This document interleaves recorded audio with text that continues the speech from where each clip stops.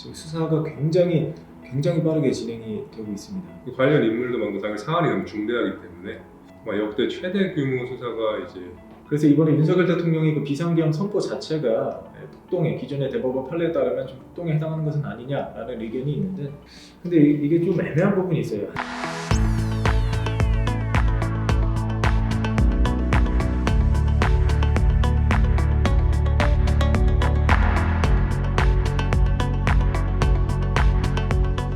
오늘은 여러분들의 나름대로의 판단을 돕기 위해서 현재 지금 진행 중인 수사, 내란죄와 관련된 수사와 관련한 객관적인 정보를 전달드리고자 합니다.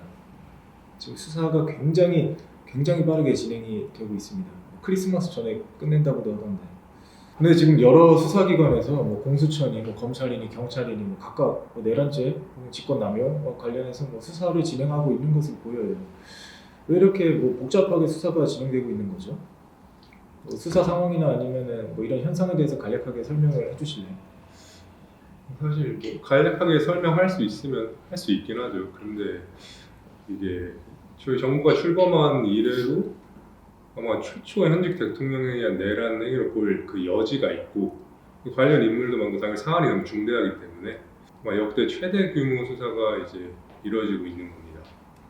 그래서 현재까지 이제 언론에서 보도한 내용들을 토대로 간략하게 설명드리자면, 먼저 경찰에서는 국가수사본부 안보수사단이라고 해서 이번 계엄 사태와 관련해가지고 국수본을 만들었고 이제 거기서 수사를 전담하죠. 검찰에서는 이번 또 계엄 사태와 관련해가지고 특별수사본부가 꾸려졌습니다. 근데 이게 사실상 이제 현재 이제 관련 법 규정에 따르면 21년도부터 진행된 검수완박이라고 하죠. 그리고 검경 수사권 조정으로 인해가지고 내란죄의 경우에는 검찰에는 수사 개시권이 없습니다. 현재 내란죄의 경우에는 경찰만의 수사 개시권을 갖고 있죠. 그럼 아마 검찰은 직권남용 혐의를 중심으로 수사를 착수하고 거기에다 이제 관련 범죄로 엮어가지고 내란죄까지 이제 같이 기소할 것으로 보이는데요. 경찰 쪽에서는 이게 공소기각 나올 여지가 크지 않냐, 그래서 이건 하면 안 된다라는 그런 의견을 내비치는 것으로 보입니다. 공소기각이 왜 나오나요? 이게 대통령은 이제 헌법 규정상 재직 중에 형사소출을 받지 않는다는 규정이 있는데요. 근데 그 예외로 내란죄와 외환해죄가 있죠. 그래서 직권남용죄의 경우에는 이제 공소기각이 나오고 내란죄의 경우에는 공소기각이 나오지 않을 가능성이 높죠. 내란죄에 대해서 공소기각이 안 나와야 되는 거 아닌가요? 네, 내란죄에 대해서는 공소기각이 안 나와요. 경찰에서 검찰이 합동 수사를 하자고 요청을 했나요?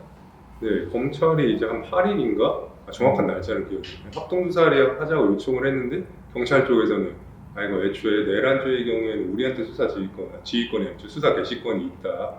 그렇죠. 네, 그래서 거절한 것으로 알고 있습니다. 그럼 공소기각이 나올 수 있다라는 거는 어떤 요청에 대한 답변을 하다가 그런 얘기가 나온 건가요? 그건 그냥 경찰 쪽에서 이제 너희한테 내란죄의 경우에 수사권이 없다. 그걸 말하는 과정에서 직권남용을 중심으로 수사를 착수한 다음에 검찰이 거기에다 이제 검찰청법 제 4조 1항 1호의 다목인가에 보면 이제 그 범죄와 관련하여 인지한 각 해당 범죄와 직접 관련성 있는 범죄를 수사할 수 있다고 나와 있어요. 이걸 토대로 해가지고 이제 내란죄도 엮어서 같이 기소할. 그러면 불소추 특권 때문에 직권남용 혐의에 대해서는 공소기각이 나올 수 있다라는 경찰이 그렇게 얘기를 했다는 건가요? 네, 언론 보도를 다시 정확히 확인해 보겠습니다. 경찰이 얘기를 한 건지 입장 발표를 공식적으로 한 건지 아니면 그럼 경찰은 지금 현재 내란죄에 대해서만 수사하고 있나요? 경찰도 이제 원칙적으로는 직권남용에 대해서도 수사 다 할 수 있습니다. 그럼 본인들의 직권남용도 공소기각 나오는 건 마찬가지 아닌가요? 그렇죠, 그것도 마찬가지죠. 근데 아마 직권남용의 경우에는 이제 대통령을 제외한 이제 관련자들에 대해서 집중적으로 수사를 하겠죠. 지금 이 수사가 하루가 다르게 굉장히 빠르게 진행이 되고 있는데, 근데 검찰에서도 수사 의지를 굉장히 피력하고 있고, 경찰은 말할 것도 없고, 공수처에서도 나서고 이러고 있는데, 사안이 사안이니만큼 서로 좀 앞다퉈서 어떻게 보면 좀 추락한 수사기관 각자의 신뢰를 회복하기 위한 노력의 일환으로도 보이기도 합니다. 근데 이 정도의 속도라면 기소까지는 그렇게 얼마 걸리지 않을 것 같은데. 근데 많은 언론에서 예상하고 있듯이 한 달 내로 다 끝날 거라고 예상합니다. 그래서 지금 어젠가요, 법사위에서 특검이 이제 제출되고 이제 통과했다고 해요. 근데 사실 특검은 이제 실무적으로 특검이 이제 형성이 되고 그 다음에 이제 수사가 개시되려면 한 달 이상 걸린다고 하더라고요. 그래서 사실상 이건 의미가 없는 거죠, 특검은. 물론 뭐 수사나 뭐 수사 진행 속도는 뭐 인력, 뭐 투입하는 인력 그리고 현재 뭐 구속영장 청구까지 다 했고 그리고 뭐 압수수색을 통해서 뭐 포렌식도 아마 진행이 되고 하는데 그럼 사실 이게 사건이 발생하고 굉장히 신속하게 수사가 이루어지는 거잖아요. 압수수색부터 해서 그렇기 때문에 뭐 관련 재반 증거, 관련된 인물들도 너무 많기 때문에 증거 확보하는 데 있어서 수사기관이 크게 어려움을 겪을 것 같지는 않습니다. 물론 혐의를 입증하는 데 필요한 증거가 있다는 가정하에. 네. 근데 뭐 사법부의 판단 자체는 저는 개인적으로 굉장히 오래 걸릴 거라고 생각을 해요. 네, 사법부의 판단은 굉장히 오래 걸릴 것 같고 그리고 윤석열 대통령에 대한 출국 금지, 그렇죠. 네, 출국 금지도 됐고 지금. 그래서 아마 이제 저도 이제 한 관련 법 쪽에 이제 사람이 이제 언론 모두 견해를 본 것 같은데 이제 윤석열 대통령에 대해서 이제 구속 수사가 이루어지면 이게 헌법상 이제 사고의 사유에 해당한다고 하더라고요. 직무를 수행할 수 없죠. 구속 수사가 이루어지면. 또 일각에서는 이제 윤석열 대통령에 대한 이제 강제 수사로의 전환, 네, 그리고 강제 수사로 전환됐을 때 대통령실의 그 경호 대화의 어떤 뭐 마찰도 뭐 예상이 된다라고 뭐 그러고 있고. 그리고 이제 뭐 6일, 7일, 8일부터 해서 쭉 이제 관련자들에 대한 뭐 조사가 이루어지고 소환이 이루어지고 압수수색도 이루어졌죠. 근데 어젯밤 새벽에 이제 특수본에서 이제 김 전 장관에 대한 내란이 이제 좀 여러 죄라고 해야 되나요? 그 단계가 있잖아요. 종사에 따라서. 특히 이제 내란 중에서 중요임무 종사 그리고 직권남용 혐의로 구속영장을 청구했습니다. 어제 새벽에. 그래서 검찰은 이제 구속영장에 이제 김 전 장관이 윤 대통령 그리고 박한수 육군 참모총장 그리고 박종근 특수전사령관 그리고 여인영 육군 방첩사령관 이진우 수도방위사령관 등과 공모해서 북한몰란을 목적으로 폭동을 일으킨 혐의가 있다고 적시한 것으로 이제 보도는 됐어요. 그리고 이제 오늘 오후 3시에 영장 실질 심사가 열릴 예정입니다. 영장 실질 심사 결과가 어떻게 될 것으로 예상을 하시나요? 사안의 중대성이 크기 때문에. 근데 이거는 사실 뭐 구속영장 실질 심사라는 게 뭐 증거인멸의 우려, 네, 그다음에 그렇죠. 뭐 도주의 우려 그런 것들이 있는데 뭐 증거인멸이나 뭐 도주의 우려는 사실 뭐 크게 있다고 좀 보이지 않습니다. 네, 어딜 맞아요. 가겠어요? 어디로 도주합니까? 네. 어디로? 뭐 증거인멸도 이미 압수수색을 통해서 뭐 모든 재반 뭐 증거를 확보했다고 또 보여요. 네. 그런데 아마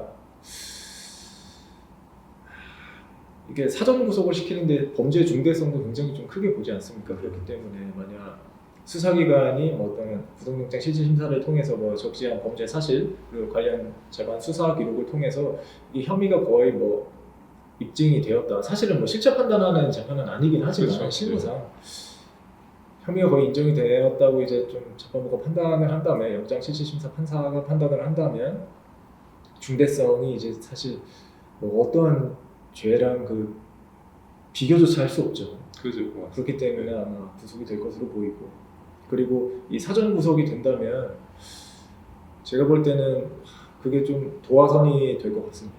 네. 이게 애초에 그 김 전 장관에 대해서 내란 그 수계라는 표현이 이제 법 개정에서 우두머리로 바뀌었는데 우두머리로 이제 처음에는 구속영장을 청구한 게 아니라 중요임무 종사로 청구했다는 것 자체가 아마 검찰의 겨냥하고 겨냥하고 있는 목표는 또 따로 있는 거죠. 네, 그렇죠. 맞습니다. 네, 그럼 지금까지 뭐 수사 진행 상황 그리고 에 대해서 좀 간략히 알아봤는데 그러면은 뭐 결국 뭐 요약해 보자면 관련 법령에 따르면 사실상 지금 수사권을 원칙적으로 가지고 있는 거는 국수본 경찰이네요. 네, 맞습니다. 알겠습니다. 뭐 이 정도로 좀 간략하게 알아봤고요. 그다음에는 이제 여러분들이 좀 사실 수사는 이제 뭐 금방 끝날 것으로 보입니다. 그리고 기소가 되고 이제 사법부의 판단이 굉장히 또 오랫동안 진행이 될 것으로 보이는데 나름대로 여러분들의 판단을 돕기 위해서 좀 내란죄와 관련해서 좀 객관적인 정보를 좀 전달드리도록 하겠습니다. 내란의 죄는 각직 제1장에 규정되어 있습니다.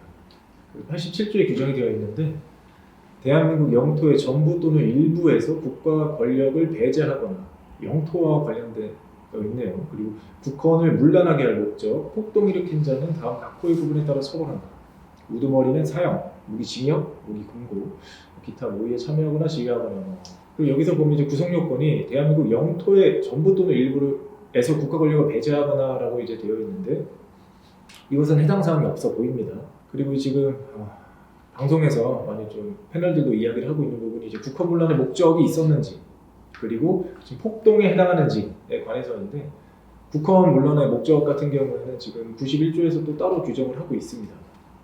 91조 국헌문란의 정의 헌법 또는 법률에 정한 절차에 의하지 아니하고 헌법 또는 법률의 기능을 소멸시키는 것 헌법에 의해 설치된 국가기관을 강압에 의해 정복 또는 그 권능 행사를 불가능하게 하는 것 네, 이렇게 국헌문란의 정의가 규정이 되어 있네요. 국헌문란의 정의에 좀 해당 사항이 있어 보이나요? 이제 초에 저번 영상에서도 말씀드렸듯이 이 비상경을 선포한다고 해도 이제 입법권은 사실상 건들 수 없는 게 헌법 규정의 취지라고 해석한다고 하죠 많이. 그렇죠. 예. 그래서 사실 국회 진입을 시도한 것 자체가 사실상 국회의 기능을 이제 상실케 하는 목적이 있었다고 볼 여지는 이제 다분합니다. 저도 그렇게 생각합니다. 국가기관의 강압에 의해 권능 행사를 뭐 불능하게 하려는 목적이 있었다라고 또 좀 보여지죠. 네. 네. 국회 네 그렇습니다. 그 다음이 이제 좀 또 패널들도 방송에서 또 많이 좀 논의 여지가 있는 게 폭동이냐. 이 폭동에 대해서는 그 기존의 대법원 판례가 있기 때문에 그 부분을 좀 말씀드리겠습니다. 12.12 사태 때 전원합의체 판결인데요. 폭동의 의미에 대해서 기존의 대법원은 이렇게 판시를 하고 있습니다. 그 폭동의 내용으로서 폭행 또는 협박은 일체의 유형력의 행사나 외포심이 생기게 하는 해악의 고지를 의미하는 최광의의 폭행 협박을 말하는 것으로서라고 해서 그 범위를 굉장히 넓게 보고 있는데 그 다음이 핵심입니다. 이를 준비하거나 보좌하는 행위를 전체적으로 파악한 개념이며 그 정도가 한 지방의 평온을 해할 정도의 위력이 있음을 요한다라고 해서 다시 그 범위를 좀 다소 좁히고 있어요. 네, 그러면서 이제 비상계엄 전국 확대 조치가 내란죄 구성요건이 폭동의 내용으로서 협박 행위가 됨으로 인한 내란죄 폭동에 해당한다. 12.12 사태 때 비상계엄 전국 확대 조치에 대해서 기존의 대법원은 폭동에 해당한다라고 판시를 했습니다. 그래서 이번에 윤석열 대통령이 그 비상계엄 선포 자체가 폭동에 기존의 대법원 판례에 따르면 좀 폭동에 해당하는 것은 아니냐라는 의견이 있는데 사실 구체적인 사실관계가 또 다르기 때문에 이것은 이제 사법부의 좀 판단의 영역으로 보입니다. 그리고 또 좀 애매한 것이 있는데 그 기수 시기에 대해서 기존의 대법원 판례는 내란죄는 한 지방의 평온을 해할 정도의 폭행 협박 행위를 하면 기수가 된다. 그리고 목적의 달성 여부는 이와 무관하다라고 이렇게 판시를 했어요. 먼저 기수와 미수가 뭐죠? 기수와 미수를 이제 범죄 실행에 착수하고 목적범의 경우에는 여기서 그 문장에서 명확히 하고 있죠. 목적 달성 여부와 무관하다. 그 실행에 착수하고 범죄 행위가 완료된 시점에 이제 기수라고 봅니다. 그 내란죄의 경우에는 목적범이기 때문에 그 목적을 중요한 요소로 판단을 하고 그 목적이 달성됐는지 여부를 통해서 기수가 됐는지 안 됐는지 판단할 수 있죠. 있는데 대법원은 그렇게 보지 않았다는 거죠. 네, 맞습니다. 뭐 좀 오류가 있긴 하지만 이해를 돕기 쉽게 설명드리자면 그냥 뭐 결과가 발생했는지 안 했는지에 따라서 뭐 기수 미수 네, 그렇죠. 그 정도로 이해하시면 될 것 같습니다.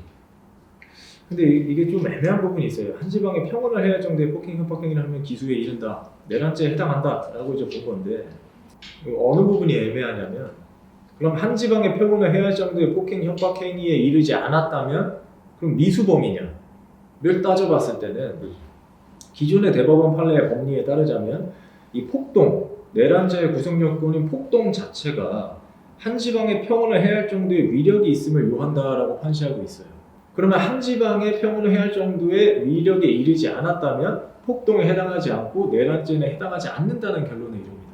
그래서 이걸 뭐 미수를 어떻게 봐야 될지 좀 애매한 부분이 있어요. 네. 이건 아마 실행의 착수와 이번에 아마 뭐 사법부의 판단이 어떻게 나올지는 모르겠지만 새로운 사법부의 판단이 나올 수도 있다고 생각을 합니다. 네, 충분히 가능성이 있습니다. 그리고 또 근거가 하나가 91조 2호인가요? 국헌문란이 몇 조죠? 네, 91조 네, 맞습니다. 2호에 보면 이제 권능 행사를 불가능하게 한다라고 하는 거에 대해서도 이제 판례가 있거든요. 네. 그 판례를 읽어보면 그 기관을 제도적으로 영구히 폐지하는 경우만을 가리키는 것은 아니고 사실상 상당 기간 기능을 제대로 할 수 없게 만드는 것을 포함한다고 되어 있어요. 네. 이번 경우에 보면 국회가 제도적으로 영구히 폐지되지는 않았죠. 그리고 그 뒤에 문장에 따라서도 사실상 상당 기간 기능을 제대로 할 수 없게 만든 경우도 포함된다고 볼 수 있나요?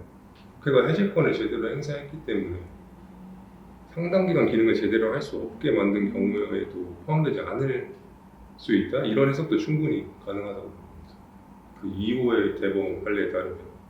근데 이 국헌 문란의 목적이잖아요, 목적. 음. 국헌 문란이란 무엇이냐? 권능 행사를 불가능하게 하는, 권능 행사를 불가능하게 하려고 그런 목적하에 뭐 계엄군을 파견했다, 이런 식으로 해석이 되어야 할 텐데, 법문을 그대로 해석하자면.